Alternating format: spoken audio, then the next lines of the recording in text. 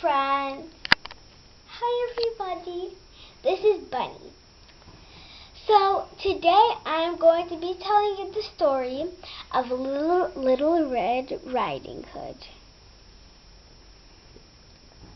Once upon a time, there was a mother with a little daughter named Little Red Riding Hood. Little Red Riding Hood's grandmother was sick. So her mother had told her, "Dear, can you please go take these cookies and bread to your grandmother?" Her grandmother lived on the other side of the woods. The Little Red Riding Hood agreed. So she got ready and then she went on her journey to her grandmother's house.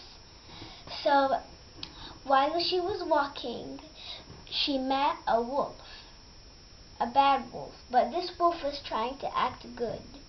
And he said, "Hello." And she said hello back. And he said, "Do you need help? And do you need help with something?" And she said, "I don't need help with anything." And the wolf was so mad because she didn't need help. So then she kept walking and walking. And then the wolf came to her again and she said, "Little girl." And she said, "Yes." And he said, "What is your name?" And she said, "Little Red Riding Hood." And then he asked, "Where are you going?" "I'm going to my grandmother's house." And then he asked her, "Where does she live?" And she said, "She lives on the other side of the woods." So the wolf got all of the information he needed.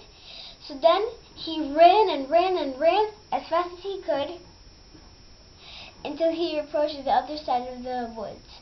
Then he saw a house. So he ate up the grandmother. He ate her up.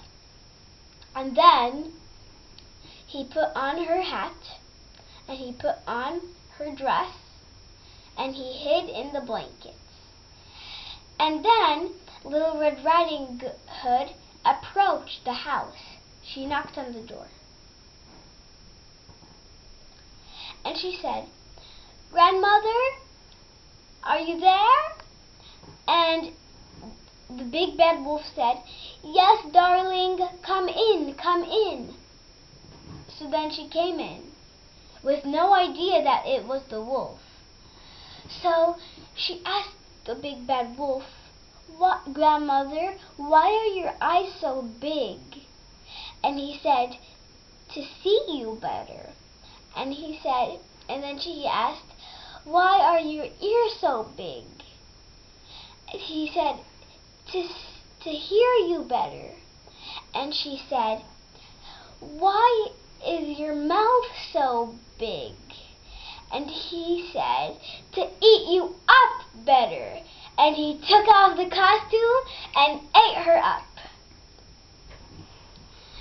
But on the trail she met a man, a very tough man, before she got to her grandmother's house, before she got eaten.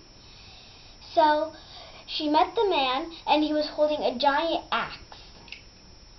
So then when she told him that she was going to the grandmother's house and she lived at the other side of the woods. So he went there to check on them. And then he saw that the wolf wasn't there. The wolf was there instead of the grandma and the little girl. And then he said, "Wolf, what are you doing?" And then he said, "Nothing." And then he asked, "Why are you in this house?" And he said, and then the man said, "You look suspicious." And then he said, secretly, in a whispering voice, he said, "Oh, I just had a very big meal of a little girl, and the man had heard that, and that he started fighting and fighting the wolf, and eventually he got the grandma and Little Red Riding Hood out. Then the wolf was so mad he ran away, deciding not to ruin the house or anybody else ever again. Then she told her grandmother, her real grandmother, "Grandma, I have cookies and bread for you." And they all enjoyed a yummy meal of cookies and bread. The end. Okay, everyone, I hope you liked today's story. And there are two morals. The first one is, children, you shouldn't be telling everybody your information, because that might get you into some serious trouble. And this is a moral for the wolf. Treat people the way you want to be treated. Since the wolf was being bad and mean to the grandmother and Little Red Riding Hood, bad and mean came back to him. Okay, everybody, bye!